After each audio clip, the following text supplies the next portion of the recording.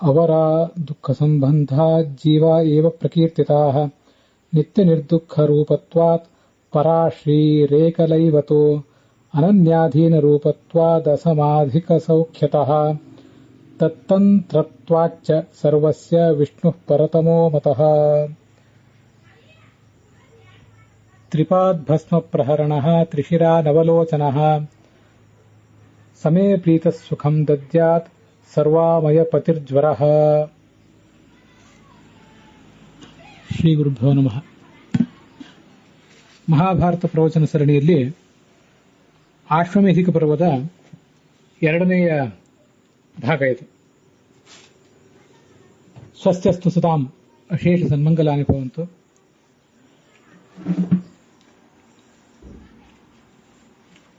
ಭೀಷ್ಮಸ್ಯ ಶಾಂತನವಸ್ಯ ಮರಣಾನಂತರಂ ಬಂಧುಹತ್ಯೆಯ ತಾತಪ್ಯಮಾನಂ ಯುಧಿಷ್ಠಿರಂ ಪ್ರತಿ ಭಗವಾನ್ ಬಾದರಾಯಣಃ ಅಶ್ವಮೇಧೇನ ಯಜ ಸ ಚ ಅಶ್ವಮೇಧಯಜ್ಞಃ ಸರ್ವಪಾಪಪರಿಹಾರಿ ಸರ್ವಕಲ್ಯಾಣದಾಯೀ ಚ ಇತಿ ಯುಧಿಷ್ಠಿರಂ ಆದಿದೇಶ.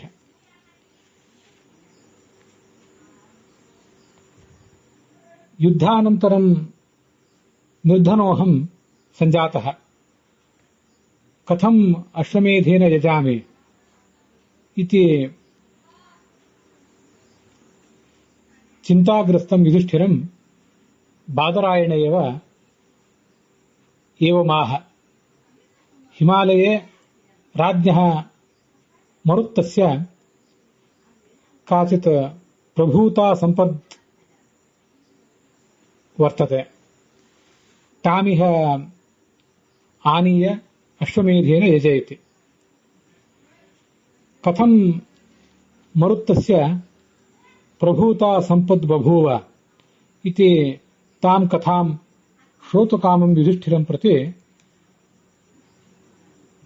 ಅಯಂ ವ್ಯಾಸಃ ಮರುತ್ತಸ್ಯ ಬೃಹಸ್ಪತಿ ಸಂವರ್ತಯೋಶ್ಚ ಕಥಾಂ ಕಥಯಾಂ ಬಭೂವ.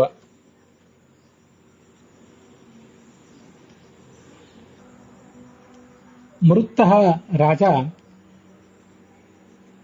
ಯಜ್ಞಂ ಕರ್ತುಕಾಮಃ ಗುರುಂ ಬೃಹಸ್ಪತಿಂ ಉಪಾಜಗಾಮ. ಬೃಹಸ್ಪತಿಸ್ತು ಇಂದ್ರೇಣ ದೇವರಾಜೇನ ನಿರ್ಬದ್ಧಃ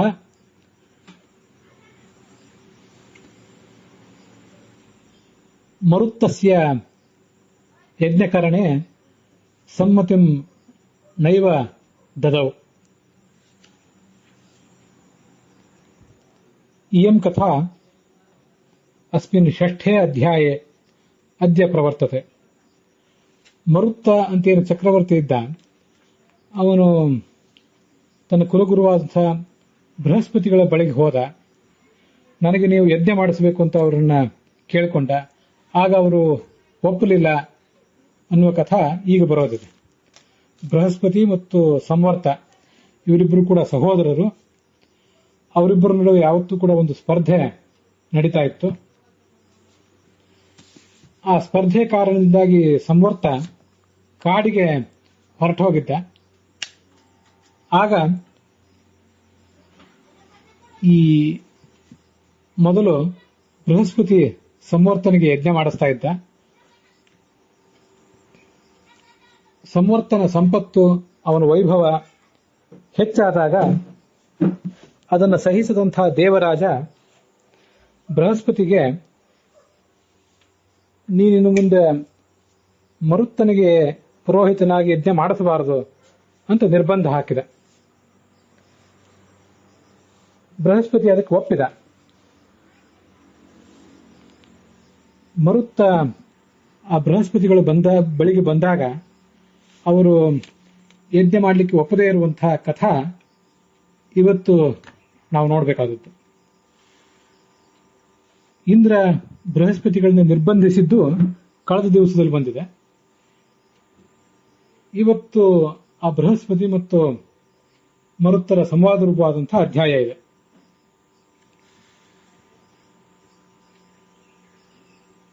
ಬೃಹಸ್ಪತಿ ಬೆಳಿಗ್ಗೆ ಬಂದ. ಭಗವನ್ ಎನ್ ಮಯಾಪೂರ್ವಂ ಅಭಿಗಮ್ಯ ತಪೋಧನ ಕೃತಃ ಅಭಿಸಂಧಿ ಯಜ್ಞಸ್ಯ ಭವತೋ ವಚನಾತ್ ಗುರೋ. ಹಿಂದೆ ಒಂದು ಯಜ್ಞವನ್ನು ಮಾಡಬೇಕು ಅಂತ ನಾನು ನಿನ್ನ ಬಳಿ ಆಲೋಚನೆ ಮಾಡಿದ್ದೆ. ಅಂಥದೇ ಆ ಯಜ್ಞವನ್ನು ಈಗ ನಾನು ಕಾರ್ಯರೂಪಕ್ಕೆ ತರುವವನಿದ್ದೇನೆ. ಎಲ್ಲ ಸಾಮಗ್ರಿಗಳೆಲ್ಲ ಸಿದ್ಧ ಆಗಿವೆ. ನಾನು ನಿನಗೆ ಯಾವತ್ತೂ ಕೂಡ ಯಾಜ್ಯನಾಗಿದ್ದೇನೆ. ನೀನು ನಮಗೆ ಕುಲಪುರೋಹಿತ, ನಮಗೆ ಯಜ್ಞ ಮಾಡಿಸಬೇಕು. ಆಗ ಬೃಹಸ್ಪತಿ ಹೇಳಿದ, ದೇವರಾಜನಾದ ಇಂದ್ರ ನನ್ನನ್ನು ಪುರೋಹಿತನನ್ನಾಗಿ ಸ್ವೀಕಾರ ಮಾಡಿದ್ದಾನೆ. ಆದ್ದರಿಂದ ನಾನು ಮನುಷ್ಯನಾದಂಥ ನಿನಗೆ ಯಜ್ಞವನ್ನು ಮಾಡಿಸಲಿಕ್ಕೆ ಬಯಸೋದಿಲ್ಲ. ಅದಕ್ಕೆ ಮರುತ್ತ ಹೇಳಿದ, ನಾನು ನನ್ನ ತಂದೆ ಅವಿಕ್ಷಿತ, ಅವನ ತಂದೆ ಕರಂಧಮ ಮೊದಲಾದವರೆಲ್ಲರೂ ಕೂಡ ಹಿಂದಿನಿಂದಲೂ ನಿಮಗೆ ಅಧೀನರಾದವರು, ನಿಮ್ಮ ವಂಶಕ್ಕೆ. ಆದ್ರಿಂದ ನಿನಗೆ ಗೌರವದಿಂದ ನಾನು ಕೇಳ್ಕೊತಾ ಇದ್ದೇನೆ, ನನಗೆ ಅನುಗ್ರಹ ಮಾಡಬೇಕು. ಅದಕ್ಕೆ ಬೃಹಸ್ಪತಿ ಹೇಳಿದ, ಅಮರ್ತ್ಯಂ ಯಾಜಯಿತ್ವಾಹಂ, ಮರಣರಹಿತನಾದಂತಹ ದೇವತೆಯಾದಂತಹ ಇಂದ್ರ ಮತ್ತೆ ಆ ಇಂದ್ರನ ಉಳಿದ ಸಂಗಡಿಗರಾದಂತಹ ದೇವತೆಗಳಿಗೆಲ್ಲ ನಾನು ಪೌರೋಹಿತ್ಯ ಮಾಡಿಸಿದ್ದಾದ ಮೇಲೆ ನಿನಗೆ ಮರ್ತ್ಯನಾದಂತಹ ನಿನಗೆ ಪೌರೋಹಿತ್ಯ ಮಾಡಿಸಲಿಕ್ಕೆ ನಾನು ಸಿದ್ಧನಿಲ್ಲ. ನೀನು ಮತ್ತೆಲ್ಲಿಗಾದ್ರೂ ಹೋಗಬಹುದು ಅಥವಾ ಇಲ್ಲೇ ಇರಬಹುದು. ಆದರೆ ನಾನು ಮಾತ್ರ ಮನುಷ್ಯರಿಗೆ ಪೌರೋಹಿತ್ಯ ಮಾಡಿಸುವ ಆಲೋಚನೆಯನ್ನೇ ಕೈ ಬಿಟ್ಟಿದ್ದೇನೆ.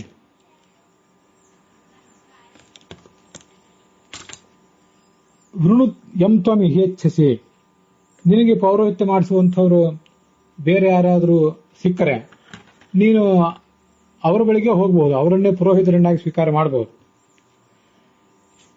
ಅಂತ ಬೃಹಸ್ಪತಿ ಖಡಾಖಂಡಿತವಾಗಿ ಹೇಳಿಬಿಟ್ಟ. ಮರುತ್ತಃ ವ್ರೀಡಿತಃ ಅಭವತ್. ಆಗ ಮರುತ್ತನಿಗೆ ಬಹಳ ದುಃಖ ಆಯಿತು. ಅವನು ಖಿನ್ನ ಮನಸ್ಕನಾಗಿ ತನ್ನ ದೇಶಕ್ಕೆ ಬರ್ತಾ ಇದ್ದ. ಆಗ ಅವನಿಗೆ ಮಾರ್ಗ ಮಧ್ಯದಲ್ಲಿ ನಾರದರ ಭೇಟಿಯಾಯಿತು. ಯಾಕೋ ನಿನ್ನ ಮನಸ್ಸಿಗೆ ವಿಷಾದ ಆಗಿರುವಂತೆ ಕಾಣಿಸ್ತಾ ಇದೆ, ಎಲ್ಲಿಗೆ ಹೋಗಿದ್ದಿ, ಯಾವ ಕಾರಣದಿಂದ ನಿನಗೆ ಈ ಖೇದ, ಅದೆಲ್ಲ ಹೇಳುವಂತ ನಾರದರು ಕೇಳಿದ್ರು. ಅದಕ್ಕೆ ಅವನು ಹೇಳಿದ, ಬೃಹಸ್ಪತಿ ತನಗೇನು ಹೇಳಿದ್ರು, ತನ್ನ ಯಜ್ಞವನ್ನು ಮಾಡಿಸ್ಲಿಕ್ಕೆ ಅವರು ಒಪ್ಪದೇ ಇದ್ದದ್ದು, ಇದೆಲ್ಲವನ್ನೂ ಕೂಡ ಆ ಮರುತ್ತ ಆ ನಾರದರಿಗೆ ವರ್ಣನೆ ಮಾಡಿದ. ಏವ ಮುಕ್ತಸ್ತು ರಾಜ್ಞಾ ಸಹ ನಾರದ ಪ್ರತ್ಯುವಾಚ ಆವೀಕ್ಷಿತ ಮಹಾರಾಜ ವಾಚ ಸಂಜೀವಯನ್ನಿವ. ಅಂಗಿರಸನ ಮತ್ತೊಬ್ಬ ಮಗ ಸಂವರ್ತ ಅಂತಿದ್ದಾನೆ. ಅವನು ದಿಗಂಬರ. ಉನ್ಮತ್ತ ವೇಷಂ ಬಿಭ್ರತ್ ಸಹ ಚಂಕ್ರಮೀತಿ ಯಥಾಸುಖಂ.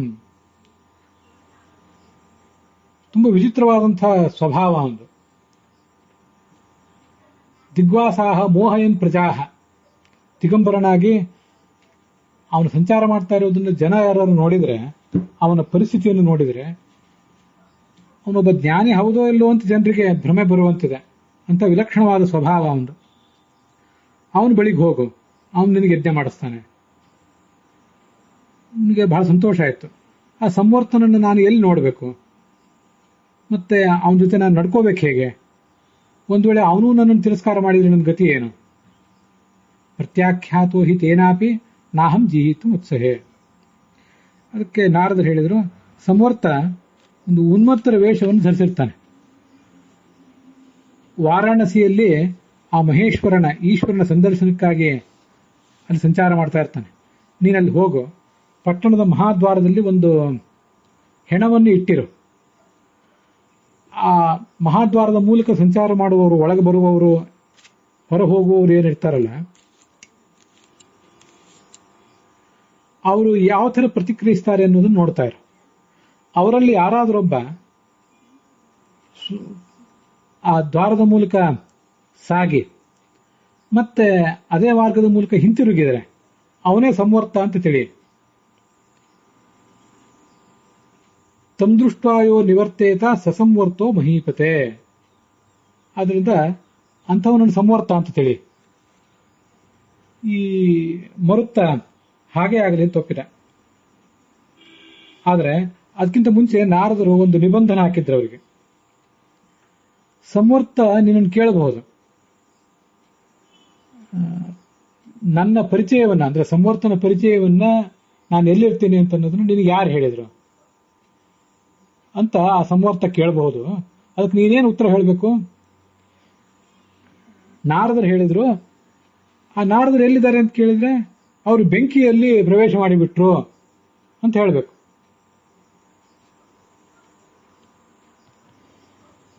ಆ ಸಂವರ್ತ ವಾರಣಾಸಿ ನಗರದಲ್ಲಿ ಇರ್ತಾನೆ ಅಂತೇನು ಒಂದು ವರ್ಣನೆ ಬಂತಲ್ಲ, ಅಲ್ಲಿ ಈ ದಕ್ಷಿಣ ಭಾರತದ ವಾವಿಳ್ಯ ರಾಮಸ್ವಾಮಿಗಳ ಪಾಠ, ಟಿ ಆರ್ ಕೃಷ್ಣಾಚಾರ್ಯ ಪಾಠ, ಮತ್ತೆ ಉತ್ತರ ಭಾರತದ ಪಾಠ, ಅಲ್ಲಿ ಇಲ್ಲದೆ ಇರುವಂತಹ ಒಂದು ಶ್ಲೋಕ ವೈಷ್ಣವ ಪಾಠದಲ್ಲಿ ಕಾಣಿಸ್ತದೆ. ಯತ್ರ ಸಾಕ್ಷಾತ್ ಮಹಾದೇವ ದೇಹಾಂತೆ ಪರಮೇಶ್ವರ ಯಾಚಷ್ಟೇ ತಾರಕಂ ಜ್ಞಾನಂ ಜಂತೂನಾಂ ಅಪವರ್ಗದಂ. ಈ ವಾರಾಣಸಿಯಲ್ಲಿ ಶಿವ ಇರ್ತಾನೆ.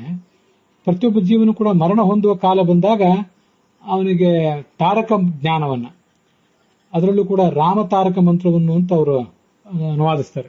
ಆ ವಿಷಯ ಬೇರೆ ಕಡೆ ಬಂದಿದೆ, ಆದ್ರೆ ಇಲ್ಲಿ ಮಹಾಭಾರತದಲ್ಲಿ ಅದು ಬೇರೆ ಪಾಠದಲ್ಲಿ ಕಾಣಿಸೋದಿಲ್ಲ, ಇಲ್ಲೊಂದು ಕಡೆ ಕಾಣಿಸ್ತದೆ. ಪ್ರತಿಯೊಬ್ಬರ ಕಿವಿಯಲ್ಲಿಯೂ ಕೂಡ ರಾಮನ ಮಂತ್ರವನ್ನು ಉಪದೇಶಿಸ್ತಾನೆ ಶಿವ ಅಂತ ಕೇಳಿ ಬರ್ತದೆ. ಅಂತ ವಾರಾಣಸಿಯಲ್ಲಿ ಮಹಾದ್ವಾರದಲ್ಲಿ ಒಂದು ಹೆಣ ಇಟ್ಕೊಂಡು ಕಾಯ್ತಾ ಇರು ಅಂತ ನಾರದರು ಹೇಳಿದ್ದು ವರ್ಣನೆ ಕೇಳಿ ಬರ್ತದೆ. ಇಷ್ಟಾದ್ಮೇಲೆ ಆ ಮರುತ್ತ ವಾರಾಣಸಿಗೆ ಹೋದ. ಅಲ್ಲೊಂದು ಶವ ಇಟ್ಟ. ಆ ಶವವನ್ನ ಅಲ್ಲಿಟ್ಟು ದಾರಿ ಹೋಕರ ಪ್ರತಿಕ್ರಿಯೆಯನ್ನು ಗಮನಿಸ್ತಾ ಅಲ್ಲೇ ಕೂತ. ಅದೇ ಸಂದರ್ಭಕ್ಕೆ ಸಂವರ್ತ ಬಂದ. ಮರುತ್ತ ಆ ಇಟ್ಟಿದ್ದಂತ ಹೆಣವನ್ನು ನೋಡಿದ. ಸ್ವಲ್ಪ ಮುಂದೆ ಹೋದವನು ಮತ್ತೆ ಮರಳಿ ಬಂದ.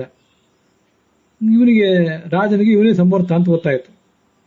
ಕೂಡಲೇ ಆ ಸಂವರ್ತನ ಶಿಷ್ಯ ಆಗಬೇಕೆಂಬ ಹಂಬಲದಿಂದ ಕೈ ಜೋಡಿಸ್ಕೊಂಡು ಅವನ ಹಿಂದೆನೇ ಓಡಿ ಹೋದ. ಆ ಸಂವರ್ತ ಒಂದು ನಿರ್ಜನವಾದಂತಹ ಸ್ಥಳಕ್ಕೆ ಹೋದ. ಮರುತ್ತನು ಕೂಡ ಅವನನ್ನೇ ಅಲ್ಲಿ ಹಿಂಬಾಲಿಸಿದ. ಒಂದು ಏಕಾಂತ ಸ್ಥಳಕ್ಕೆ ಬಂದಾಗ, ರಾಜನೂ ಅಲ್ಲಿ ಬಂದಾಗ, ಆ ಸಂವರ್ತ ರಾಜನ ಮೇಲೆ ಕೆಸರು, ಧೂಳು ಮತ್ತೆ ಉಗುಳು ಇಂಥದನ್ನೆಲ್ಲವನ್ನೂ ಹಾಕಿದೆ. ಅಥವಾ ಓಡಿ ಹೋಗಬೇಕು ಅಂತ ಮೈಯಲ್ಲಿನ ಕಫ, ಉಗುಳು, ಕೆಸರು, ಧೂಳು, ಕಲ್ಲು ಹೊಡೆದ್ರು ಹೊಡೆದ್ನೇನ. ಇಷ್ಟೆಲ್ಲ ಸಂವರ್ತ ಬಾಧೆ ಪಡಿಸಿದ್ರು. ರಾಜ ಮಾತ್ರ ಅದನ್ನು ಸಹಿಸಿಕೊಂಡ, ಅಲ್ಲೇ ಇದ್ದ. ಕೊನೆಗೆ ಸಂವರ್ತನಿಗೆ ಆಯಾಸ ಆಗಿ ಒಂದ್ ಕಡೆ ತಂಪಾದ ನೆರಳಿನಲ್ಲಿ ಕೂತ್ಕೊಂಡ.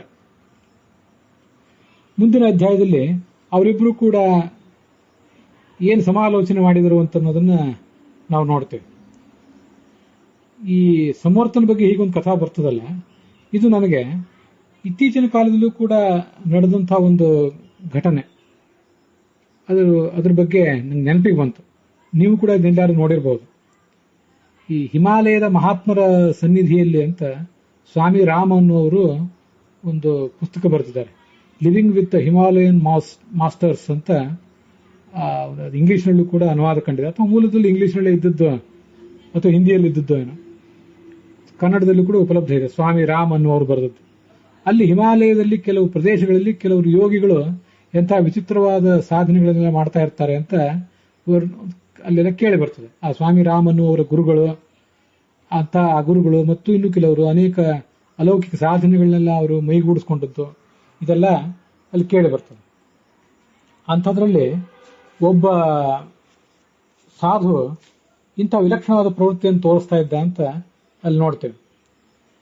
ಯಾರಾದರೂ ಅವನನ್ನು ಭೇಟಿ ಆಗ್ಲಿಕ್ಕೆ ಬಂದ್ರೆ ಅವ್ರ ಮೇಲೆ ಕಲ್ಲು ಹೊಡಿತಿದ್ದಂತೆ ಆ ಸಾಧು.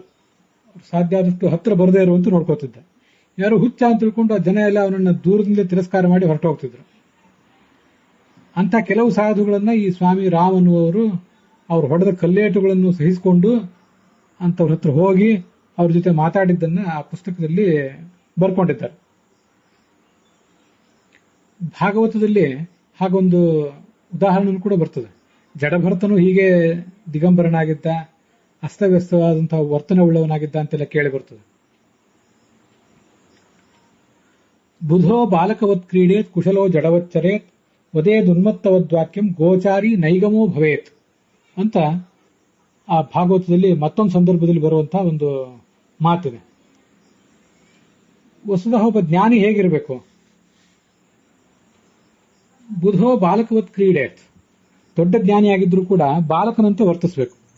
ಕುಶಲೋ ಜಡವಚ್ಚರೇತ್, ಒಳ್ಳೆಯ ಜ್ಞಾನಿಯಾಗಿದ್ರೂ ಕೂಡ ಮೂರ್ಖನಂತೆ ವರ್ತಿಸಬೇಕು.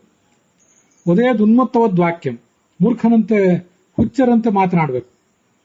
ಗೋಚಾರಿ ನೈಗಮೋ ಭವೇತ್, ನೈಗಮ ದೊಡ್ಡ ವೇದ ಜ್ಞಾನಿ, ಆದರೆ ಗೋಚಾರಿ ಯಾರೋ ದನ ಕಾಯುವವನು, ಪಶುಪಾಲಕನಂತೆ ಹುಚ್ಚುಚ್ಚಾಗಿ ಅಸ್ತವ್ಯಸ್ತವಾಗಿ ವರ್ತಿಸಿಕೊಂಡಿರಬೇಕು. ಯಾವ ಜನರ ಸಂಪರ್ಕ ಕೂಡ ಅವನು ಸಿಗುವಂತೆ ಇರಬಾರದು. ಅದು ಶಾಸ್ತ್ರದಲ್ಲಿ ಬಂದಿರುವಂತಹ ವಿಷಯ. ಅಸುರಾ ಬಹುಲಾಯಸ್ಮಾತ್ ತಸ್ಮಾನ್ನ ಜನತಾಮಿಯಾತ್ ಅಂತ ಬ್ರಹ್ಮಸೂತ್ರ ಭಾಷ್ಯದಲ್ಲೂ ಕೂಡ ವರ್ಣನೆ ಮಾಡ್ತಾರೆ. ಅಸುರಾಹ ಬಹುಲಾಹ, ಈ ಜಗತ್ತಿನಲ್ಲಿ ರಾಜಸ ಮತ್ತು ತಾಮಸ ಸ್ವಭಾವದ ಜನ ಹೆಚ್ಚಿದ್ದಾರೆ.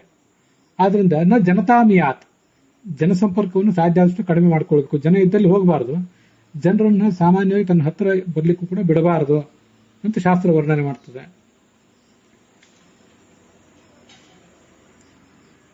ವಿವಿಕ್ತ ದೇಶ ಸೇವಿತ್ವಂ ಅರತಿರ್ ಜನ ಸಂಸದೆ ಅಂತ ಭಗವದ್ಗೀತಾನು ಕೂಡ ಅದನ್ನೇ ಹೇಳಿದೆ. ಜನರ ಗುಂಪಿನಲ್ಲಿ ಯಾವತ್ತೂ ಆಸಕ್ತಿ ತೋರಿಸಬಾರದು. ಏಕಾಂತ ಪ್ರದೇಶದಲ್ಲಿ ಸಾಧಕನಾದವನು ಇರಬೇಕು. ಅದನ್ನೆಲ್ಲ ಕೇಳಿದಾಗ ಅನೇಕ ಬಾರಿ ನಮಗೊಂದು ಗೊಂದಲ ಬರ್ತದೆ.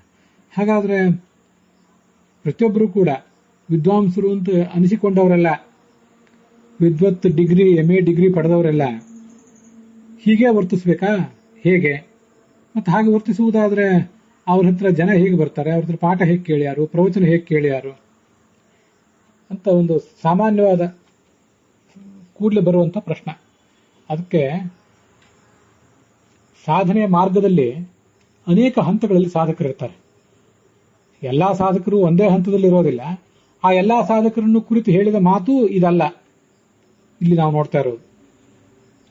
ಸಾಧನೆ ಹಂತದಲ್ಲಿ ಬಹಳ ಮೇಲ್ಮಟ್ಟಕ್ಕೆ ಹೋದವರು, ಅವರಿಗೆ ಈಗಾಗಲೇ ಈ ಜನ್ಮದಲ್ಲಿ ಅಥವಾ ಹಿಂದಿನ ಜನ್ಮಗಳಲ್ಲಿ ಬೇಕಾದಷ್ಟು ಜನಸೇವೆ ಮಾಡಿ, ಜನರಿಗೆ ತತ್ವೋಪದೇಶ ಮಾಡಿ ಎಲ್ಲ ಮಾಡಿ ಆಗಿದೆ.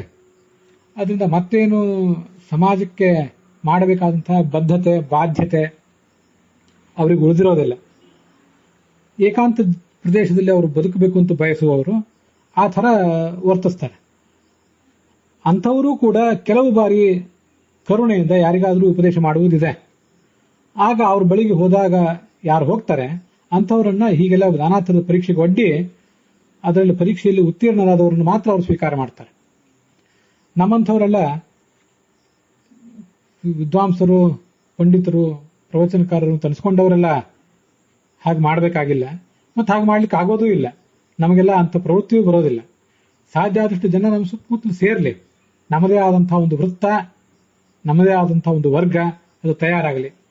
ಇನ್ನೂ ಹೇಳಬೇಕು, ನಮ್ಮದೇ ಆದಂತಹ ಒಂದು ಪಟಾಲಂ ತಯಾರಾಗಿ ಆ ಗುಂಪಿನಲ್ಲಿ ನಮಗೆ ಸಿಗುವಂತಹ ಒಂದು ಮಾನ್ಯತೆ, ಸ್ಥಾನ, ಮಾನ, ಒಂದು ರೆಕಗ್ನಿಷನ್, ಇದನ್ನೆಲ್ಲ ತುಂಬಾ ತನ್ಮಯರಾಗಿ ಆಸ್ವಾದಿಸ್ತಾ ಎಂಜಾಯ್ ಮಾಡ್ತಾ ಬದುಕುವಂಥವ್ರು ನಾವೆಲ್ಲ.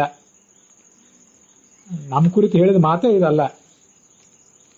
ವಾಸ್ತವಿಕವಾಗಿ ಜ್ಞಾನಿ ಹೇಗಿರ್ತಾನೆ, ಎಲ್ಲಾ ಜ್ಞಾನಿಗಳು ಹಾಗಿರ್ಬೇಕು ಅಂತನೂ ಏನಿಲ್ಲ. ನಿಜವಾಗಿಯೂ ತಾವೇ ಜನಸಂಪರ್ಕವನ್ನು ಬಯಸುವಂಥವರು, ತಮ್ಮದೇ ಆದ ವರ್ಗವನ್ನು ಸೃಷ್ಟಿ ಮಾಡಿಕೊಂಡು ಆ ಮೂಲಕ ತಮ್ಮ ಪ್ರತಿಷ್ಠೆ, ದರ್ಪಗಳನ್ನು ತೋರಿಸ್ಕೊಳ್ಳುವಂಥವರೇ ಎಲ್ಲರೂ ಆಗಿರ್ತಾರೆ ಅಂತನೂ ಇಲ್ಲ. ಎಲ್ಲರೂ ಹೊಲಸು ಬಟ್ಟೆಗಳನ್ನೇ ಉಟ್ಟಿರಬೇಕು, ದಿಗಂಬರರೇ ಆಗಿರ್ಬೇಕು ಅಂತನೂ ಇಲ್ಲ. ಸರಿಯಾಗಿ ಸ್ವಚ್ಛವಾದ ಬಟ್ಟೆಗಳನ್ನೇ ಉಟ್ಟು ವಿದ್ವಾಂಸರಂತೆ ಕಾಣಿಸ್ತಾ ತಮ್ಮಷ್ಟಕ್ಕೆ ತಾವು ಇರಬಹುದು. ತಾವಾಗಿಯೇ ಜನಸಂಪರ್ಕವನ್ನು ಅಪೇಕ್ಷಿಸದೆ ತಮ್ಮಷ್ಟಕ್ಕೆ ತಾವು ಇದ್ದು ಯಾರಾದರೂ ಬಂದವರು ಸರಿಯಾದ ನಿಜವಾದ ಜಿಜ್ಞಾಸುಗಳಾಗಿದ್ದಾರೆ ಅಂತ ಗೊತ್ತಾದರೆ ಅವರಿಗೆ ತಮ್ಮ ಜ್ಞಾನದಾನವನ್ನು ಕೊಡ್ತಾ ಹಾಗೂ ಇರಬಹುದು. ಅಂಥವರು ಕೆಲವರಿದ್ದಾರೆ. ಎಲ್ಲವನ್ನೂ ವ್ಯಾವಹಾರಿಕವಾಗಿ, ಆರ್ಥಿಕವಾಗಿ ಆಲೋಚನೆ ಮಾಡಿ ತಮಗೆ ಸಿಗುವಂತಹ ಎಲ್ಲ ಸ್ಥಾನ, ಮಾನ, ರೆಕಗ್ನಿಷನ್ ಮೊದಲಾದ್ದೆಲ್ಲವನ್ನು ತಮ್ಮ ಸ್ವಾರ್ಥಕ್ಕಾಗಿ ಉಪಯೋಗ ಮಾಡಿಕೊಳ್ಳುವಂಥವ್ರು ಇದ್ದಾರೆ. ಅವರು 3ನೇ ಗ್ರೇಡ್ನವರು. 2ನೇ ಗ್ರೇಡ್ನವರು ತೀರಾ ಹುಚ್ಚರಂತೂ ಇರೋದಿಲ್ಲ, ವಿದ್ವಾಂಸರಂತಾನೆ ಕಾಣ್ತಾ ಇರ್ತಾರೆ. ಬಟ್ಟೆ ಬರೆ ಎಲ್ಲವೂ ಹಾಗೇ ಇರ್ತದೆ, ಅವ್ರ ವೇಷಭೂಷಣ ಎಲ್ಲವೂ, ನಡೆ ನುಡಿಯೂ ಹಾಗೇ ಇರ್ತದೆ. ಸಮಾಜಕ್ಕೆ ಸಾಧ್ಯ ಆದಷ್ಟು ಉಪಕಾರ ಮಾಡ್ತಾರೆ, ಸಮಾಜದಲ್ಲಿ ಸಿಕ್ಕದ್ದನ್ನ ಅವಲಂಬಿಸಿಕೊಂಡು ಬದುಕ್ತಾರೆ. ಇವರು 2ನೇ ಗ್ರೇಡ್ನವರು. ತೀರಾ 1ನೇ ಗ್ರೇಡ್ನಲ್ಲೇ ಇದ್ದವರು ಸಮಾಜವನ್ನು ಯಾವ ರೀತಿಯಿಂದಲೂ ತಮ್ಮ ಹತ್ತಿರಕ್ಕೆ ಸೇರಿಸದೇ ಇದ್ದವರು, ತೀರಾ ಅದರಲ್ಲಿ ಅತ್ಯಂತ ಉತ್ಸುಕರಾದವರನ್ನು ಮಾತ್ರ ತಮ್ಮ ಹತ್ತಿರಕ್ಕೆ ಬಿಟ್ಕೊಂಡು ಅವರಿಗೇನಾದರೂ ತತ್ವೋಪದೇಶ ಮಾಡಬೇಕಾದಂತಹ ಅವಶ್ಯಕತೆ ಕಂಡರೆ ಅವರಿಗೆ ಉಪದೇಶ ಮಾಡುವಂಥವ್ರು ಕೆಲವರು ಇರ್ತಾರೆ. ಒಟ್ಟಾರೆ ಇವೆಲ್ಲ ಸಾಧನೆಗಳಲ್ಲಿ ಬೇರೆ ಬೇರೆ ಹಂತದಲ್ಲಿ ಸಾಧಕರೇನಿರ್ತಾರೆ ಅವರವರಿಗೆಲ್ಲ ಅನ್ವಿತ ಆಗುವಂಥವು. ಅಂತೂ ಇಂಥವ್ರು ಕೆಲವರು ಇರ್ತಾರೆ ಅನ್ನೋದಕ್ಕಾಗಿ ಹೇಳಿದೆ. ಅದು ಪ್ರಾಚೀನ ಕಾಲದಲ್ಲೂ ಇದ್ರು, ಈಗೂ ಅಲ್ಲಲ್ಲಿ ಯಾರು ಇರಬಹುದು. ಹಾಗಿದ್ದವರಲ್ಲೂ ಕೂಡ ಕೆಲವರು ಕಪಟಿಗಳೂ ಇರಬಹುದು. ನಾವು ಯಾವ ಸಂದರ್ಭದಲ್ಲೂ ಕೂಡ ಒಬ್ಬ ವಿದ್ವಾಂಸ ಅಥವಾ ಒಬ್ಬ ಜ್ಞಾನಿ, ಒಬ್ಬ ಸಾಧಕ, ಒಬ್ಬ ಅನುಭಾವಿ ಅಂತ ಯಾರನ್ನಾದರೂ ಕಾಣುವ ಪ್ರಸಂಗ ಬಂದಾಗ ಬಹಳ ಎಚ್ಚರಿಕೆಯಿಂದ ಅದನ್ನೆಲ್ಲವನ್ನು ಗಮನಿಸಬೇಕಾಗ್ತದೆ. ತಾವು ಬಹಳ ದೊಡ್ಡ ಅನುಭಾವಿಗಳು, ಹಿಂದಿನ ಯಾವುದೋ ಜನ್ಮದಲ್ಲಿ ಏನೋ ಆಗಿದ್ದೆವು ಅಂತ ಹೇಳಿಕೊಂಡು ಸಮಾಜದ ಕಣ್ಣಿಗೆ ಮಣ್ಣೆರಚುವಂಥವ್ರು, ಆ ಮೂಲಕ ಸಮಾಜವನ್ನು ಶೋಷಿಸುವಂಥವ್ರು ಎಲ್ಲ ಕಾಲಕ್ಕೂ ಎಲ್ಲ ದೇಶದಲ್ಲೂ ಇದ್ದೇ ಇರ್ತಾರೆ. ಅದಕ್ಕೆ ಬಲಿ ಬೀಳುವವರು ಕೂಡ ಇರ್ತಾರೆ. ಬಲಿ ಬೀಳುವವರು ಇರುವ ತನಕ ಬಲಿ ಹಾಕುವವರು ಈ ಸಮಾಜದಲ್ಲಿ ಇದ್ದೇ ಇರ್ತಾರೆ. ಅದಕ್ಕಾಗಿ ಶಿಷ್ಯೋಪಿ ಪೂರ್ವ ಪಕ್ಷಸ್ಥ ಪರೀಕ್ಷೈವ ಗುರು ಶಿಷ್ಯಂ ಶಿಷ್ಯೋಪಿ ಗುರುಮಾವೃತೇತ್ ಅನ್ಯಥಾ ಪಾತಕಂ ಪ್ರೋಕ್ತಂ ಪ್ರಾಯಶ್ಚಿತ್ತಂ ಗುರೋಸ್ಥಥ ಅಂತ ಭಾಗವತ ತಾತ್ಪರ್ಯದಲ್ಲಿ ಹೇಳಿರೋದು. ಗುರುವಾದವನು ಶಿಷ್ಯನನ್ನು ಪರೀಕ್ಷೆ ಮಾಡಿಯೇ ತಗೋಬೇಕು, ಶಿಷ್ಯನೂ ಗುರುವನ್ನು ಪರೀಕ್ಷೆ ಮಾಡಿ ತಗೋಬೇಕು. ಇಲ್ಲದೆ ಹೋದರೆ, ಪರೀಕ್ಷೆ ಮಾಡದೆ ಗುರುವನ್ನು ಸ್ವೀಕಾರ ಮಾಡಿದ್ದಾದರೆ ಅಂಥ ಶಿಷ್ಯ ನರಕಕ್ಕೆ ಹೋದಾನು. ಮತ್ತೆ ಪರೀಕ್ಷೆ ಮಾಡದೆ ಶಿಷ್ಯರನ್ನು ಸ್ವೀಕಾರ ಮಾಡಿಬಿಟ್ರೆ ಅಂಥ ಗುರು ಪ್ರಾಯಶ್ಚಿತ್ತ ಮಾಡ್ಕೊಳ್ಬೇಕಾಗ್ತದೆ ಅಂತ ಭಾಗವತ ತಾತ್ಪರ್ಯದಲ್ಲಿ ಅದು ಕೇಳಿ ಬರ್ತದೆ. ಪರೀಕ್ಷೆ ಮಾಡುವುದಂದ್ರೆ ಹೇಗೆ? ವಾಸ್ತವಿಕವಾಗಿ ಅವನಿಗೆ ಅಭ್ಯಾಸ ಮಾಡಲಿಕ್ಕೆ, ಚಿಂತನೆ ಮಾಡಲಿಕ್ಕೆ ಆಸಕ್ತಿ ಇದೆಯೋ ಇಲ್ವೋ ಅಂತ ಅನ್ನೋದನ್ನ ದೀರ್ಘಕಾಲ, 1 ವರ್ಷವಾದರೂ ನಾ ಅಸಂವತ್ಸರ ವಾಸಿನಿ ಬ್ರೂಯಾತ್ ಅಂತ ಹೇಳ್ತಾರೆ. 1 ವರ್ಷವಾದರೂ ಆಲೋಚನೆ ಮಾಡಿ ಅಂಥವನನ್ನು ಸಮೀಪಕ್ಕೆ ಸೇರಿಸ್ಕೋಬೇಕು. ತೀರಾ ಅವಸರದಿಂದ ಬಂದರು ಅಂದ ಕೂಡಲೇ ಅವರಿಗೆ ಜ್ಞಾನದಾನಕ್ಕಾಗಿ ನಾವು ಪ್ರಯತ್ನ ಪಡಬಾರದು. ಇದು ಸಾಮಾನ್ಯವಾಗಿ ನಾವು ಮಾಡಬೇಕಾದಂತಹ ಪರೀಕ್ಷೆ. ಗುರುಗಳಾದವರು ಶಿಷ್ಯರನ್ನು ಮಾಡಬೇಕಾದಂತಹ ಪರೀಕ್ಷೆ. ಶಿಷ್ಯರು ಕೂಡ ಗುರುಗಳಲ್ಲಿ ವಾಸ್ತವಿಕವಾದಂತಹ ಜ್ಞಾನ ಇದೆಯೋ, ಅಂತಹ ಪ್ರಾಮಾಣಿಕತನ, ಅಂತಹ ಔದಾರ್ಯ ಅವ್ರಿಗಿದೆಯೋ ಅನ್ನುವುದನ್ನೆಲ್ಲ ಗಮನಿಸಿಯೇ ಅವ್ರ ಹತ್ರ ವಿದ್ಯಾ ಅಭ್ಯಾಸಕ್ಕಾಗಿ ಹೋಗಬೇಕು ಅಂತ ಅದರ ತಾತ್ಪರ್ಯ. ಹಿಂದೆ ಕೆಲವು ಬಾರಿ ಈ ಸಂಗತಿಗಳನ್ನು ಹೇಳಿದ್ದೆ, ಮತ್ತೆ ಇಂಥೊಂದು ಪ್ರಸಂಗ ಬಂತಾದ್ರಿಂದ ಇದನ್ನು ಹೇಳ್ತಿದ್ದೇನೆ ಅಷ್ಟೆ. ಇಂಥ ವಿಲಕ್ಷಣ ಸ್ವಭಾವದ ಜ್ಞಾನಿಗಳೆಲ್ಲ ಜಗತ್ತಿನಲ್ಲಿ ಇರ್ತಾರೆ ಅನ್ನೋದು ನಮ್ಗೆ ಗೊತ್ತಾಗಬೇಕು. ಹಾಗಿದ್ದವರೆಲ್ಲರೂ ಜ್ಞಾನಿಗಳು ಆಗಿರುವುದಿಲ್ಲ ಅನ್ನುವುದು ಗೊತ್ತಿರಬೇಕು ನಮ್ಗೆ. ಸಮರ್ಥ ಹೇಳಿದ, ನಾನು ಇಲ್ಲಿದ್ದೇನೆ ಅನ್ನೋದು ನಿನಗೆ ಹೇಗೆ ಗೊತ್ತಾಯ್ತು? ಯಾರು ಹೇಳಿದ್ರು? ನನ್ನ ಅನುಗ್ರಹ ನಿನಗೆ ಬೇಕಾದ್ರೆ ನನ್ನ ಪ್ರಶ್ನೆಗೆ ಉತ್ತರ ಕೊಡು. ಸತ್ಯವಾದ ಮಾತನ್ನೇ ಹೇಳಬೇಕು. ಸುಳ್ಳು ಹೇಳಿದ್ದಾದ್ರೆ ನಿನ್ನ ತಲೆ 1000 ಹೋಳಾದೀತು. ಆಗ ಈ ಮರುತ್ತ ಹೇಳಿದೆ, ನನಗೆ ನಾರದರು ನಿಮ್ಮ ಬಗ್ಗೆ ಹೇಳಿದರು. ನೀವು ನನ್ನ ಗುರುಗಳಾದಂತಹ ಅಂಗಿರಸರ ಮಕ್ಕಳು ಅಂತೂ ಕೂಡ ನನಗೆ ಅವ್ರ ಮೂಲಕವೇ ತಿಳಿದು ಬಂತು. ನೀನು ಸತ್ಯವೇ ಹೇಳಿದೆ. ನಾನು ಯಜ್ಞವನ್ನು ಮಾಡಿಸ್ತೇನೆ, ನಾನು ಗುರುವಾಗಬಲ್ಲೆ ಅನ್ನೋದು ನಾರದರಿಗೆ ಗೊತ್ತಿದೆ. ಅವರೆಲ್ಲಿದ್ದಾರೆ ಈಗ ಕೇಳಿ.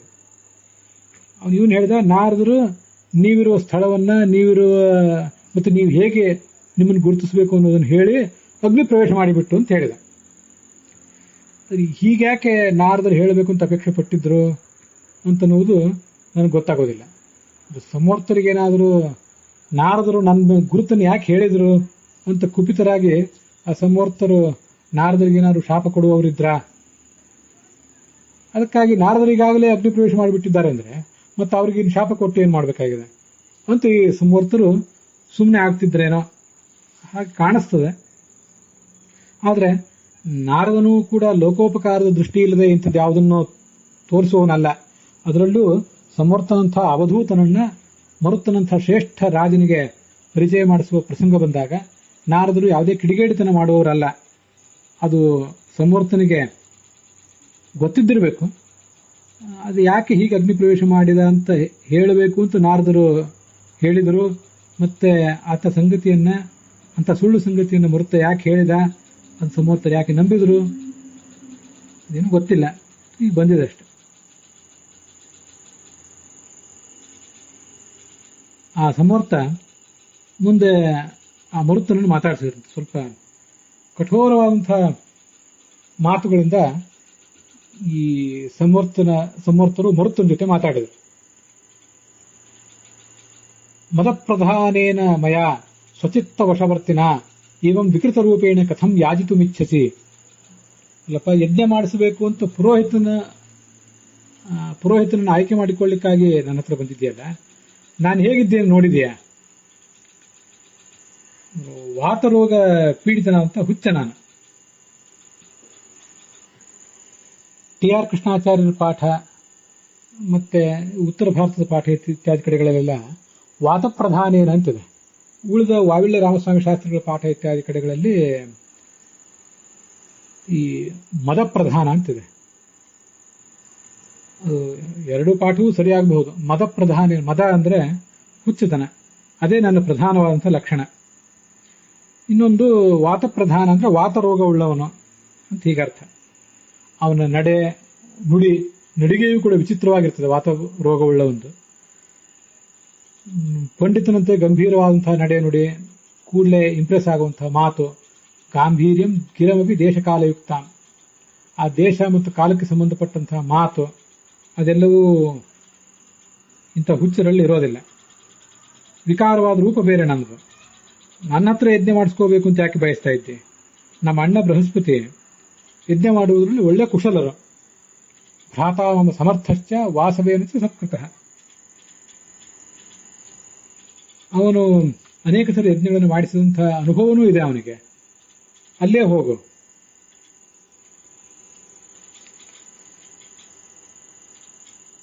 ಈಗ ನನ್ನ ಹತ್ರ ಇರುವುದೇನು? ಈ ಶರೀರ ಒಂದೇ. ನನಗೆ ಹೇಗೆ ಯಜ್ಞ ಮಾಡಿಸ್ಲಿಕ್ಕೆ ಸಾಧ್ಯ? ಯಾಕೆಂದ್ರೆ ಈ ಹಿಂದೆ ನನ್ನ ಬಳಿ ಇದ್ದಂಥ ಪದಾರ್ಥಗಳು, ಯಜ್ಞದ ಒಂದು ಬೇರೆ ಬೇರೆ ಉಪಕರಣಗಳು, ಯಜ್ಞದ ಪುರೋಹಿತರು, ಮತ್ತೆ ಗೃಹ ದೇವತೆಗಳು, ಗೃಹ್ಯಾಶ್ಚ ದೇವತಾ ಅಂತ ವರ್ಣನೆ ಮಾಡ್ತಾರೆ. ಆ ಗೃಹ್ಯಾಶ್ಚ ದೇವತಾ ಅಂದ್ರೆ ಪ್ರಾಯ ಮನೆಯಲ್ಲಿರುವಂತಹ ಪ್ರತಿಮೆಗಳು ಅಂತ ಅರ್ಥ.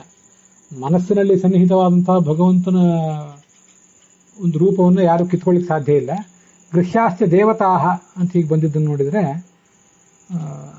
ಮನೆಯ ಪ್ರತಿಮೆಗಳು ಅಂತ ಈಗ ಗೊತ್ತಾಗ್ತದೆ. ನಮ್ಮ ಅಣ್ಣ ಹಿಂದೆ ನನ್ನಿಂದಲೇ ಕಿತ್ಕೊಂಡು ಬಿಟ್ಟಿದ್ದಾರೆ. ಈಗ ನನ್ನ ಹತ್ರ ಉಳಿದಿರುವುದು ಶರೀರ ಮಾತ್ರ. ಮತ್ತೆ ಅವರ ಅನುಮತಿ ಇಲ್ಲದೆ ನಾನು ಯಜ್ಞ ಮಾಡಿಸುವುದಾದ್ರೂ ಹೇಗೆ? ನಚತ್ತೇನ ಅನವಜ್ಞಾತಃ ತ್ವಾಂ ಆವೀಕ್ಷಿತ ಕಲಿಹಿಚಿತ ಸಮಯ ಪೂಜ್ಯತಮೋ ಗುರುಹು.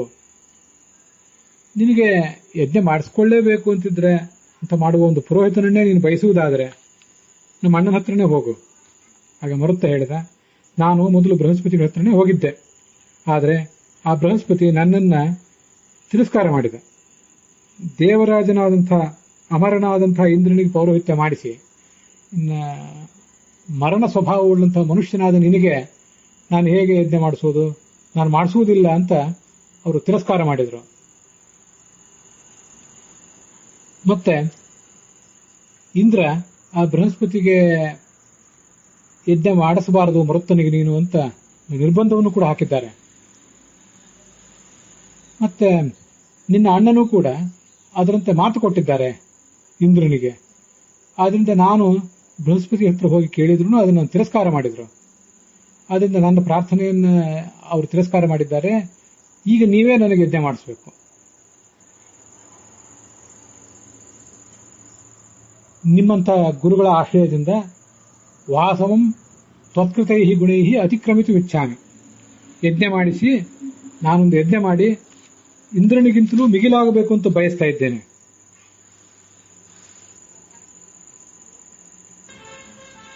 ಆಗ ಮರುತ್ತ ಹೇಳಿದ, ಆಯ್ತು, ನಾನು ನಿನಗೆ ಯಜ್ಞ ಮಾಡಿಸಿದ್ರೆ ನಿನ್ನ ಅಪೇಕ್ಷೆ, ನಿನ್ನ ಕಾರ್ಯ ಎಲ್ಲ ಈಡೇರ್ತದೆ. ಆದರೆ ಇಂದ್ರ ಮತ್ತು ಬೃಹಸ್ಪತಿ ಇಬ್ಬರು ಕೂಡ ಕುಪಿತರಾಗ್ತಾರೆ. ಆಗ ನೀನು ನನ್ನ ಪಕ್ಷವನ್ನು ಸಮರ್ಥನೆ ಮಾಡಬೇಕಾಗ್ತದೆ. ಆ ಸಂವರ್ತನನ್ನು ಕೈ ಬಿಡುವಂತ ನಿನ್ನ ಮೇಲೆ ಒತ್ತಡ ಬರಬಹುದು. ಆಗ ನೀನು ನನ್ನನ್ನು ಕೈ ಬಿಡಬಾರದು. ನೀನು ಆ ಯಜ್ಞವನ್ನು ಮುಂದುವರಿಸಬೇಕು. ಇಲ್ಲದೆ ಹೋದ್ರೆ ಬಂಧು ಬಾಂಧವರ ಸಮೇತನಾಗಿ ನಿನ್ನನ್ನು ಭಸ್ಮ ಮಾಡಿಬಿಡ್ತೇನೆ, ಎಚ್ಚರ ಇರಲಿ.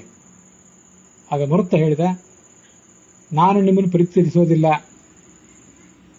ಪರಿತ್ಯಜಿಸಿದ್ರೆ ನನಗೆಂದೂ ಸದ್ಗತಿ ಆಗದೇ ಇರಲಿ. ಸೂರ್ಯ ಬೆಳಗ್ತಾ ಇರುವವರೆಗೂ ಹಿಮಾಲಯದಂತಹ ಪರ್ವತಗಳೆಲ್ಲ ಸ್ಥಿರವಾಗಿರುವ ತನಕವೂ ನನಗೆ ಯಾವುದೇ ರೀತಿಯಾದಂತಹ ಸದ್ಗತಿ ಆಗದೇ ಇರಲಿ, ನನಗೆ ಒಂದು ಸದ್ಬುದ್ಧಿ ಅನ್ನೋದೇ ಇಲ್ಲದೇ ಇರಲಿ, ಲಂಪಟನಾಗಿ ನಾನು ಜೀವನ ನಡೆಸುವಂತಾಗಲಿ. ಆಗ ಸಮರ್ಥ ಹೇಳಿದೆ, ಹಾಗೇನು ನಿನಗೆ ದುರ್ಬುದ್ಧಿ ಬರುವುದು ಬೇಡ, ಯಾವತ್ತೂ ಮಂಗಳಕರವಾದ ಬುದ್ಧಿಯೇ ಇರಲಿ. ನಿನಗೆ ಯಜ್ಞ ಮಾಡಿಸಬೇಕು ಅಂತ ನನಗೂ ಕೂಡ ಆಲೋಚನೆ ಬಂದಿದೆ. ಅದಕ್ಕೆ ಬೇಕಾದಂಥ ಸಂಪತ್ತನ್ನು ನೀನು ಈಗ ಸಂಗ್ರಹಿಸಬೇಕು. ಹಾಗಾದಾಗ ಎಲ್ಲ ದೇವತೆಗಳನ್ನು ಕೂಡ ನೀನು ಮೀರಿ ನಿಲ್ಲಬಲ್ಲೆ.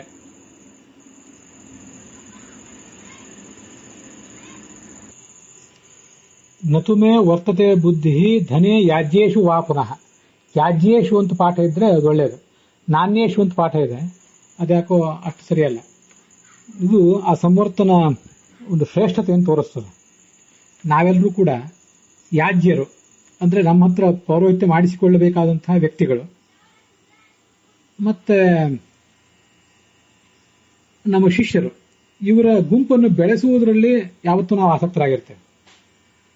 ಆದರೆ ಸಂವರ್ತ ಅಂತ ವಿರಕ್ತನಾಗಿದ್ದಂದ್ರೆ ಯಾಜ್ಯರ ಒಂದು ಗುಂಪನ್ನ, ನನ್ನನ್ನು ಅವಲಂಬಿಸಿ ಬದುಕುವಂಥವ್ರ ಗುಂಪನ್ನಾಗಲಿ, ಆ ಗುಂಪನ್ನು ಬೆಳೆಸುವ ಮೂಲಕ ಧನವನ್ನಾಗಲಿ, ಆ ಮೂಲಕ ನನ್ನ ಪ್ರತಿಷ್ಠೆಯನ್ನಾಗಲಿ ಬೆಳೆಸುವುದರಲ್ಲಿ ನನಗೆ ಆಸಕ್ತಿ ಇಲ್ಲ. ಆದರೆ ನಿನ್ನನ್ನೊಬ್ಬನನ್ನ ಯಾಜ್ಯನನ್ನಾಗಿ ಪರಿಗಣಿಸ್ತೇನೆ. ಇಂದ್ರ ಬೃಹಸ್ಪತಿಗಳಿಗೆ ಅಪ್ರಿಯವಾದಂತಹ ಈ ಕಾರ್ಯವನ್ನ ಮಾಡಿಕೊಡ್ತೇನೆ, ಸತ್ಯವಚನ ಇದು ಅಂತ ಆ ಸಂವರ್ತ ಮರುತ್ತನಿಗೆ ಹೇಳಿದ. ಈ ಕಥೆ ನೋಡಿದಾಗ ನನಗೆ ಈ ದತ್ತಾತ್ರೇಯನ ಕಥಾವು ಕೂಡ ನೆನಪಿಗೆ ಬರ್ತದೆ. ಮಾರ್ಕಂಡೇಯ ಪುರಾಣದಲ್ಲಿ ಅಲರ್ಕ ಅನ್ನುವ ರಾಜನಿಗೆ ದತ್ತಾತ್ರೇಯನ ಅನುಗ್ರಹ ಆಗಿದ್ದು, ದತ್ತಾತ್ರೇಯನ ಉಪದೇಶ ಆಗಿದ್ದು ಇತ್ಯಾದಿಗಳು ವರ್ಣನೆ ಬರ್ತದೆ. ಅಲ್ಲಿಯೂ ಕೂಡ ದತ್ತಾತ್ರೇಯ ಹೀಗೆ ಮದ್ಯಪಾನ ಮಾಡುವವನಂತೆ, ಸ್ತ್ರೀ ಸಂಗ ಮಾಡುವವನಂತೆ, ಸ್ವಚ್ಛವಲ್ಲದ ಬಟ್ಟೆ ಬರೆ ಇತ್ಯಾದಿಗಳನ್ನು ಧರಿಸಿ ಅವಧೂತನಂತೆ ವರ್ತಿಸುವುದೆಲ್ಲ ಕಂಡು ಬರ್ತದೆ. ಆಗ ಈ ಅಲರ್ಕ ಹೋಗಿ ತತ್ವೋಪದೇಶ ಮಾಡಿರಿ ಅಂತ ಅವನನ್ನು ಕೇಳಿದಾಗ ಅವನು ಹೇಳ್ತಾನೆ, ನಾನೊಬ್ಬ ಲಾಂಪಟ, ಮದ್ಯಪಾನ ಮಾಡುವವನು, ನನ್ನಂಥವನಿಂದ ನಿನಗೆ ಆಗಬೇಕಾದ್ದೇನಿದೆ ಅಂತೆಲ್ಲ ಮೊದಲು ತಿರಸ್ಕಾರ ಮಾಡ್ತಾನೆ ಈ ಸಂವರ್ತನಂತಾನೆ. ಆಗ ಆ ಅಲರ್ಕ ಅವನಿಗೆ ಹೇಳ್ತಾನೆ, ಅಲ್ಲೊಂದು ಶ್ಲೋಕ ಇದೆ, ದೇವಸ್ತ್ವಂ ಹಿ ಮಹಾಮಾಯ ಸ್ವಾಮ್ಮಾಯಾಂ ತನುಮಾಶ್ರಿತಃ ಅನಘಸ್ತ್ವಂ ತಥೈವ ಇಯಂ ದೇವಿ ಸರ್ವಭವಾರಣಿಹಿ. ನಿನ್ನ ಪಕ್ಕದಲ್ಲಿ ನಿಂತ್ಕೊಂಡು ಯಾವಳೋ ಒಬ್ಬಳು ಸ್ತ್ರೀ ಇದ್ದಾಳೆ, ಆ ಸ್ತ್ರೀ ಸಹವಾಸ ಮಾಡುವವನಂತೆ ನೀನು ಕಾಣ್ತಾ ಇದೆಯಲ್ಲ, ವಸ್ತುತಃ ಯಾರದು? ನೀನು ಮಹಾಮಾಯ, ಸ್ವಾಂ ಮಾಯಾಂ ತುನುಮಾಶ್ರಿತಃ, ನಿನ್ನ ವೈಭವದ, ನಿನ್ನ ಇಚ್ಛಾಶಕ್ತಿಯಿಂದಾಗಿ ಇಂಥ ಒಂದು ಅವಧೂತ ರೂಪವನ್ನು ತಾಳಿದ್ದೆ. ಅನಘ, ನೀನು ಯಾವುದೇ ಪಾಪ ಇಲ್ಲದವನು. ಇಯಂ ದೇವಿ ಸರ್ವಭವಾರಣಿ, ಜಗತ್ತಿನ ಎಲ್ಲ ಪ್ರಾಣಿಗಳ ಉತ್ಪತ್ತಿಗೆ ಕಾರಣ ಆದಂಥ ಅರಣಿ, ಒಂದು ಅಶ್ವತ್ಥ ವೃಕ್ಷದ ಕೊರಡಿನಂತೆ ಇವಳಿದ್ದಾಳೆ. ಒಂದು ಅಶ್ವತ್ಥ ವೃಕ್ಷವನ್ನು ಮತ್ತೊಂದು ಕಟ್ಟಿಗೆಯೊಳಗೆ ತಿಕ್ಕಿದಾಗ ಬೆಂಕಿ ಹೇಗೆ ಹುಟ್ಟುತ್ತದೋ ಹಾಗೆ ಪುರುಷ ಪ್ರಕೃತಿಗಳಾದಂತಹ ನಿಮ್ಮಿಬ್ಬರ ಸಂಗಮದಿಂದ ಈ ಜಗತ್ತಿನ ಎಲ್ಲಾ ಪ್ರಾಣಿಗಳು ಹುಟ್ಟುತ್ತವೆ. ಅದರಿಂದ ನೀನು ಯಾರು ಅನ್ನೋದು ನನಗೆ ಗೊತ್ತಿದೆ, ನಿನ್ನ ಬಾಹ್ಯ ಆಚಾರಗಳ ಮೂಲಕ ನಿನ್ನನ್ನು ನಾನು ಅಳೆಯುವುದಿಲ್ಲ ಅಂತ ಅಲ್ಲಿ ಅಲರ್ಕ ದತ್ತಾತ್ರೇಯನಿಗೆ ಹೇಳ್ತಾನೆ. ಆ ದತ್ತಾತ್ರೇಯ ಏನು ಅವಧೂತನಾಗಿ ಬದುಕಿದ್ನಲ್ಲ, ಅಸ್ತವ್ಯಸ್ತವಾದ ಬಟ್ಟೆ ಬರೆ ಇತ್ಯಾದಿಗಳೆಲ್ಲವನ್ನು ಕೂಡ, ಹಾಗೇನೆ ಆ ದತ್ತ ಪಂಥ ಅನ್ನುವುದೊಂದು ಈಗಲೂ ಕೂಡ ಮಹಾರಾಷ್ಟ್ರದ ದಕ್ಷಿಣ ಭಾಗದಲ್ಲಿ ಮತ್ತು ಕರ್ನಾಟಕದ ಉತ್ತರ ಭಾಗದಲ್ಲಿ ಪ್ರಚಲಿತ ಇದೆ.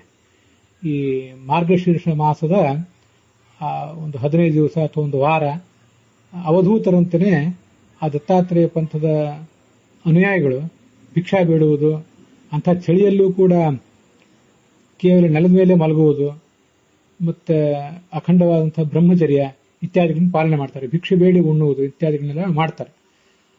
ಅಲ್ಲೂ ಕೂಡ ದತ್ತನನ್ನ ಅವಧೂತ ಅಂತಾನೆ ಕರೀತಾರೆ.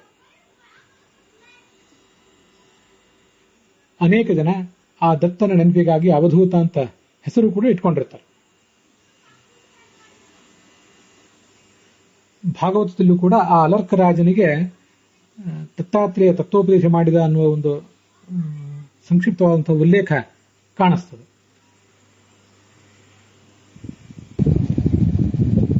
ಬೃಹಸ್ಪತಿ ಮತ್ತು ಸಂವರ್ತ ಇವರಿಬ್ಬರು ಕೂಡ ಅಂಗಿರಸನ ಮಕ್ಕಳು ಅನ್ನೋದನ್ನ ನಾವೀಗ ನೋಡಿದ್ದೇವೆ. ಇಷ್ಟೊಂದು ಅದ್ಭುತವಾದಂತಹ ವ್ಯಕ್ತಿತ್ವ ಇದ್ದವರು ಬೃಹಸ್ಪತಿ. ಅವರು ತಮ್ಮ ಸಹೋದರನಾದಂತಹ ಸಂವರ್ತನ ಬಗ್ಗೆ ಹೀಗ್ಯಾಕೆ ನಡೆದುಕೊಂಡ್ರು? ಇದೊಂದು ನಮಗೆ ವಿಚಿತ್ರವಾಗಿ ಕಾಣಿಸ್ತದೆ. ದೇವತೆಗಳಲ್ಲಿ ಇಂತಹ ಸ್ವಭಾವ ಯಾಕೆ ಕಂಡು ಬರ್ತದೆ?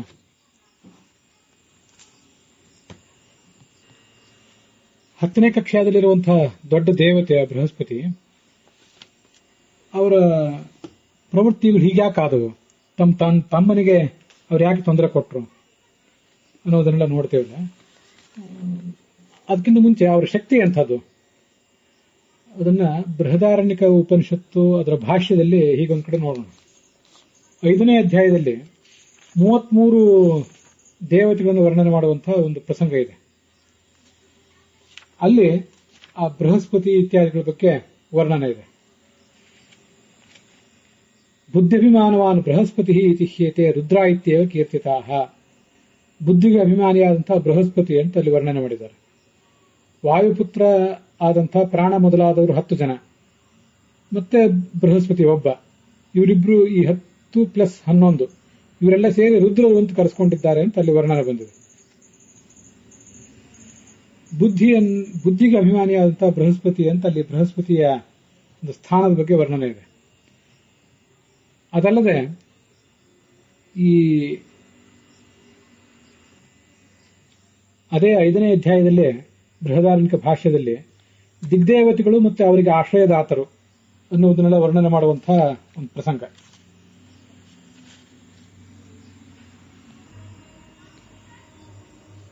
ಸ ವರುಣಃ ಕಸ್ಮಿನ್ ಪ್ರತಿಷ್ಠಿತಃ ಅಪ್ಸು ಇತಿ, ಕಸ್ಮಿನ್ನು ಆಪಃ ಪ್ರತಿಷ್ಠಿತಾಃ ರೇತಸಿ ಇತಿ. ವರುಣ ಯಾರಲ್ಲಿ ಯಾರನ್ನ ಆಶ್ರಯಿಸಿಕೊಂಡಿದ್ದಾನೆ? ಆ ಪ್ರಶ್ನೆಗೆ ಉತ್ತರ ನೀರಿನ ಅಭಿಮಾನಿಯಾದಂತಹ ಚಂದ್ರನನ್ನ. ಚಂದ್ರ ಯಾರನ್ನ ಆಶ್ರಯಿಸಿಕೊಂಡಿದ್ದಾನೆ ಅಂದ್ರೆ ರೇತಸ್ಸಿಗೆ ಅಭಿಮಾನಿಯಾದಂತಹ ಬೃಹಸ್ಪತಿ ಅಂತ ಬಂದಿದೆ. ಬೃಹಸ್ಪತಿ ಯಾರನ್ನು ಆಶ್ರಯಿಸಿದ್ದಾನೆ? ಪಾರ್ವತಿಯನ್ನು ಆಶ್ರಯಿಸಿದ್ದಾನೆ ಅಂತ ಅಲ್ಲಿ ಮುಂದೆ ವರ್ಣಿತ ಆಗಿದೆ. ರೇತ ಆತ್ಮ ಸುರಗುರು ಸೋಮಸ್ಯಾಪಿ ಸಮಾಶ್ರಯ. ಇದು ಆ ಬೃಹಸ್ಪತಿ ಒಂದು ಬುದ್ಧಿ, ಮತ್ತೊಂದು ಪುರುಷನ ರೇತಸ್ಸು, ಇದೆಲ್ಲಕ್ಕೂ ಕೂಡ ಅಭಿಮಾನಿ ಅಂತ ವರ್ಣನೆ ಮಾಡ್ತಾರೆ. ಅಂತ ಮಹತ್ವದ ಸ್ಥಾನ ಇದ್ದವನು, ದೇವತೆಗಳ ಗುರುವು ಕೂಡ. ಅಂಥವನು ತನ್ನ ತಮ್ಮನಾದಂತಹ ಬೃಹಸ್ಪತಿಯ ಏಳಿಗೆಯನ್ನು ಸಹಿಸದೆ ಅವನ ಸ್ವತ್ತುಗಳನ್ನೆಲ್ಲ ಕಿತ್ಕೊಂಡು ಆ ಸಂವರ್ತ ಬೇಸತ್ತು ದೇಶಾಂತರಕ್ಕೆ ಹೊರಟೋದ ಅಂತ ನಾವು ಈ ಹಿಂದಿನ ಅಧ್ಯಾಯಗಳಲ್ಲಿ ನೋಡಿದ್ದೇವೆ. ಮತ್ತೊಂದು ಆ ಬೃಹಸ್ಪತಿಗಳು ಮಾಡಿದ್ದು ತಮ್ಮನಾದಂತಹ ಉಚಥ್ಯನ ಪತ್ನಿಯಾದಂತಹ ಮಮತೆಯಲ್ಲಿ ಅವಳು ಗರ್ಭಿಣಿ ಆದಾಗ ಸಂಗಮ ಮಾಡಿದ್ದು. ಹೀಗೆ ಬೃಹಸ್ಪತಿ ತಮ್ಮನ ಅಂದ್ರೆ ಉಚಥ್ಯನ ಪತ್ನಿಯಾದ ಮಮತೆಯನ್ನ ಬಲಾತ್ಕರಿಸಿದಾಗ ಗರ್ಭದಲ್ಲಿದ್ದಂತಹ ಶಿಶು ಬೃಹಸ್ಪತಿಯನ್ನು ಗದರಿಸಿತು. ಆಗ ಬೃಹಸ್ಪತಿ ಆ ಶಿಶುವಿಗೆ ನೀನು ಹುಟ್ಟು ಕುರುಡನಾಗುವಂತೆ ಶಾಪ ಕೊಟ್ಟುಬಿಟ್ಟ. ಅದು ಆಗ ದೀರ್ಘತಮ ಎಂಬ ಹೆಸರಿನಿಂದ ಹುಟ್ಟಿತು ಅಂತೆಲ್ಲ ನೋಡಿದ್ದೇವೆ. ಇಂಥ ವಿಚಿತ್ರವಾದಂತಹ ಪ್ರವೃತ್ತಿಗಳು ಅವರಲ್ಲಿ ಯಾಕೆ ಬರ್ತವೆ? ಅದಕ್ಕೆ ಬೇರೆ ಏನು ಉದಾಹರಣೆ ನಾವು ಹೇಳುವುದು ಕಷ್ಟ. ಪ್ರತಿಯೊಬ್ಬ ಜೀವನಿಗೂ, ಮನುಷ್ಯ ಇರಲಿ, ದೇವತೆ ಇರಲಿ, ಮತ್ತೆ ಯಾರೇ ಋಷಿ ಇರಲಿ, ಅವರೆಲ್ಲರಿಗೂ ಕೂಡ ಅವ್ರದೇ ಆದಂತಹ ಪ್ರಾರಬ್ಧ ಕರ್ಮ ಇರ್ತದೆ. ಅಂತ ಪ್ರಾರಬ್ಧ ಕರ್ಮದ ಒತ್ತಡದಿಂದಾಗಿ ಇಂಥದೆಲ್ಲ ಆಗ್ತವೆ. ಇನ್ನು ಆಯಾ ದೇವತೆಗಳು, ಆಯಾ ಋಷಿಗಳು ಅಂತ ಒಂದು ಕಾರ್ಯವನ್ನು ಮಾಡುವಾಗ ಭಗವಂತನ ಅಣತಿ ಒಂದೇನೋ ಇರ್ತದೆ. ಯಾವುದೋ ಒಂದು ಕಾರಣಕ್ಕಾಗಿ ಮರುತ್ತರಾಜನ ಮತ್ತೆ ಸಮರ್ಥ ಎಂಬ ಋಷಿಯ ಮಹತ್ವ ಈ ಜಗತ್ತಿಗೆ ತಿಳಿಬೇಕಾಗಿತ್ತು. ಅದಕ್ಕಾಗಿ ಇಂದ್ರ, ಬೃಹಸ್ಪತಿ ಮೊದಲಾದವರೆಲ್ಲ ಸೇರಿ ಹೀಗೆ ವರ್ತಿಸಿದ್ರೇನೋ ಅಂಥ ಒಂದು ಸಾಧ್ಯತೆಯೂ ಇರಬಹುದು. ಅಂತೂ ಇಂಥವೆಲ್ಲ ವಿಲಕ್ಷಣವಾದಂಥ ಕಾರ್ಯಗಳಾಗ್ತವೆ. ಬುದ್ಧಿಗೆ ಅಭಿಮಾನಿಯಾದಂಥ ಮತ್ತೆ ಶರೀರದ ಅಭಿಮಾನಿಯೂ ಹೌದು ಈ ಬೃಹಸ್ಪತಿ ಒಂದು ದೃಷ್ಟಿಯಲ್ಲಿ. ಯಾಕಂದ್ರೆ ನಮ್ಮ ಎಲ್ಲರ ಶರೀರಗಳು ಕೂಡ ತಂದೆಯ ಶರೀರ ಮಗನ ಶರೀರ ರೂಪದಿಂದ ಮುಂದುವರಿತದೆ, ಮಗನ ಶರೀರ ಮೊಮ್ಮಗನ ಶರೀರ ರೂಪದಿಂದ, ಹಾಗೆ ಮುಂದೆ ಮರಿಮಗ, ಈ ಎಲ್ಲ ರೂಪದಿಂದ ಈ ಶರೀರಗಳು ಮುಂದುವರಿಯುವುದು, ಮತ್ತೆ ನಮ್ಮ ಬೌದ್ಧಿಕ ಸಂಪತ್ತು ಮುಂದುವರಿಯುವುದು, ಇದೆಲ್ಲವೂ ಕೂಡ ಆ ಬೃಹಸ್ಪತಿಯ ಅನುಗ್ರಹದಿಂದ. ಅಂತ ದೊಡ್ಡ ಗ್ರಹ ದೇವತ ಆ ಬೃಹಸ್ಪತಿ. ಅಂಥವರ ಅನುಗ್ರಹ ನಮ್ಮ ಸಾಧನದಲ್ಲಿ, ನಮ್ಮ ಸಾಧನ ಜೀವನದಲ್ಲಿ ಯಾವತ್ತೂ ನಮಗಿರಬೇಕು. ಆದರೆ ಅಂಥ ದೇವತೆಗೂ ಕೂಡ, ಮಹಾದೇವತೆಗೂ ಕೂಡ ಇಂಥ ಕೆಲವು ಸಮಸ್ಯೆಗಳು ಯಾವಾಗಾದರೂ ಆಗ್ತವೆ. ಇವು ಕೆಲವು ಬಾರಿ ಅವರವರ ದೋಷಗಳನ್ನು ತೋರಿಸ್ತವೆ. ಅವರವರ ಪ್ರಾರಬ್ಧ ಕರ್ಮದಿಂದ ಹೀಗಾಗಿರಬಹುದು. ಮತ್ತೆ ಭಗವಂತನ ಅಣತಿಗನುಸಾರವಾಗಿಯೂ ಕೂಡ ಹೀಗಾಗಬಹುದು ಅನ್ನೋದನ್ನ ನಾವು ತಿಳ್ಕೊಳ್ಬೇಕು. ಅಲ್ಲಿಗೆ ಇವತ್ತಿನ ಈ ಭಾಗ ಸಮಾಪ್ತವಾಗಿದೆ.